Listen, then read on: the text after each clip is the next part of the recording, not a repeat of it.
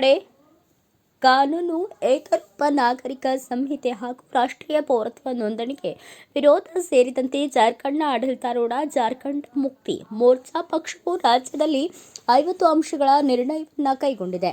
ಜಾರ್ಖಂಡ್ನ ಡುಮ್ಮಾದ ಗಾಂಧಿ ಮೈದಾನದಲ್ಲಿ ರವಿವಾರ ಆಯೋಜಿಸಿದ ಪಕ್ಷದ 46ನೇ ಸಂಸ್ಥಾಪಕ ದಿನಾಚರಣೆ ಸಮಾರಂಭದಲ್ಲಿ ಈ ನಿರ್ಣಯಗಳನ್ನು ತೆಗೆದುಕೊಳ್ಳಲಾಗಿದೆ. ಸಿಎಎ, ಎನ್ಆರ್ಸಿ, ಯುಸಿಸಿಯನ್ನು ರಾಜ್ಯದಲ್ಲಿ ಸಂಪೂರ್ಣವಾಗಿ ತಿರಸ್ಕರಿಸಬೇಕು ಎಂದು ನಿರ್ಣಯದಲ್ಲಿ ಹೇಳಲಾಗಿದೆ.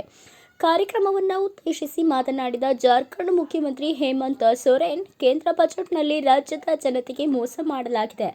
ಜಾರ್ಖಂಡ್ನ ನಿವಾಸಿಗಳು ತಮ್ಮ ಕಾಲಿನ ಮೇಲೆ ನಿಲ್ಲುವುದನ್ನು ಊಳಿಗಮಾನ್ಯ ಮನಸ್ಥಿತಿ ಹೊಂದಿರುವ ಕೆಲವರು ಬಯಸುವುದಿಲ್ಲ ಎಂದು ಕಿಡಿಕಾರಿದ್ದಾರೆ.